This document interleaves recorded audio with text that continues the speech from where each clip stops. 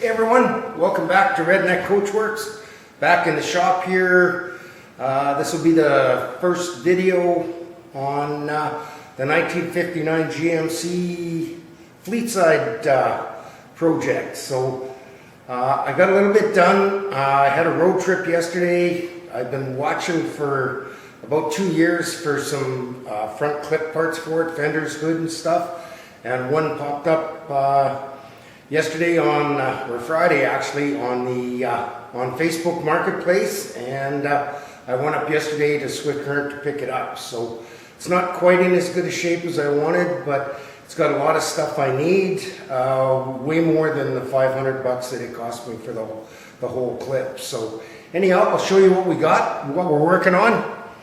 So right now, I got the box pulled off the frame.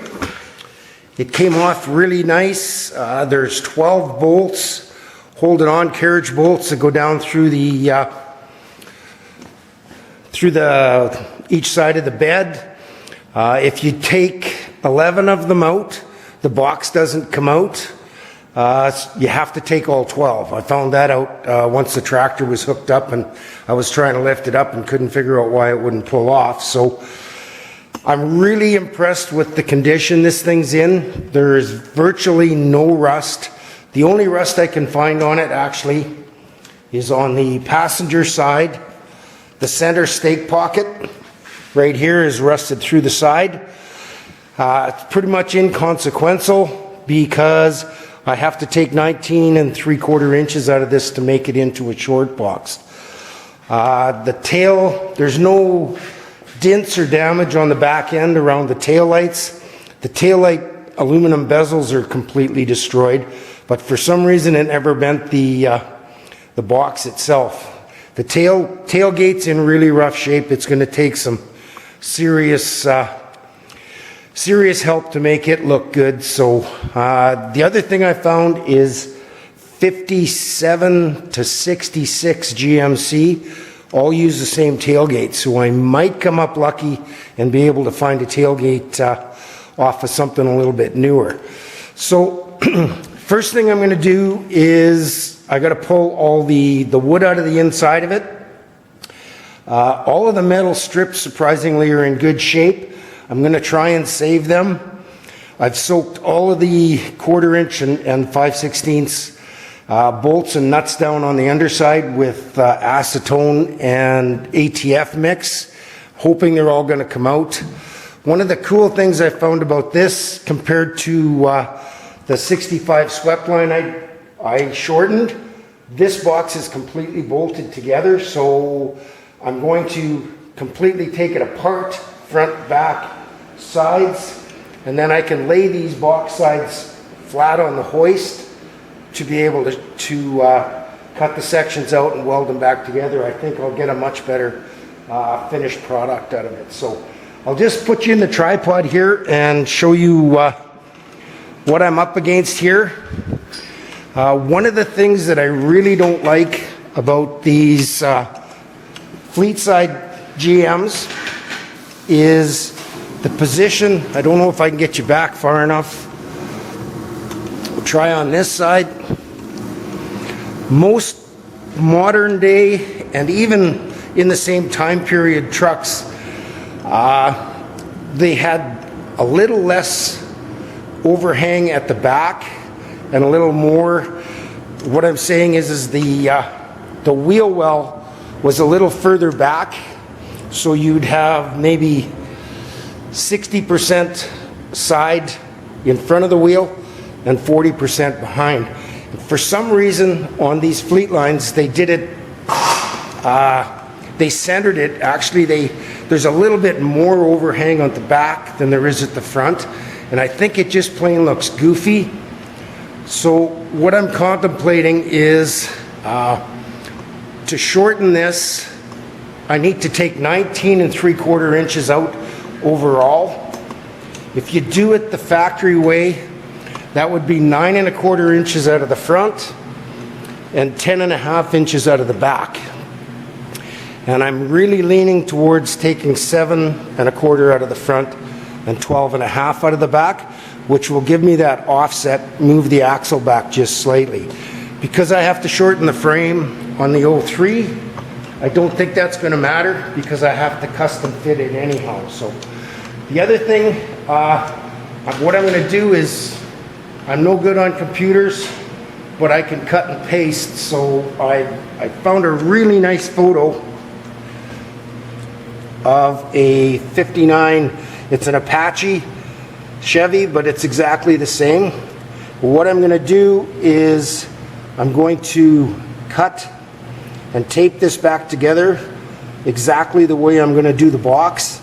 And then once I get a sample put together here, I'll take a couple pictures of it and I'll show you how it looks after the fact. Okay guys, here we are. Top picture is the factory rendering. As you can see, the box just looks, I don't know, out of proportion with the cab. And the center, well, the back wheel being further forward in the box than further back just looks out of place. This is my crude rendering. What I've done is I've taken a scale measurement and I've taken, to scale, it's 19.75 inches out of the box. What I did was I cut the 19.75 out of the center at the top here and left the wheel well opening in one piece, and then I took 7.25 inches out of the front and 12.5 out of the back. Put it back together. The lines don't quite line up right. Guess that's printer. And then I added in the 5.5 to 6 inches in the cab length. And that's pretty much the way it's going to look. Tell me what you think. Well, I'm going to ponder over this for quite a while before I start cutting into the box. So I'm just waiting for the sun to come up a bit here and go out, and I can show you the front clip I bought. It's still in the back of the truck. I got to take a run to town for some water, and then when I get back I'm going to unload it with the tractor. So okay, I'll be back shortly. I'm still working on blowing apart this box. I got both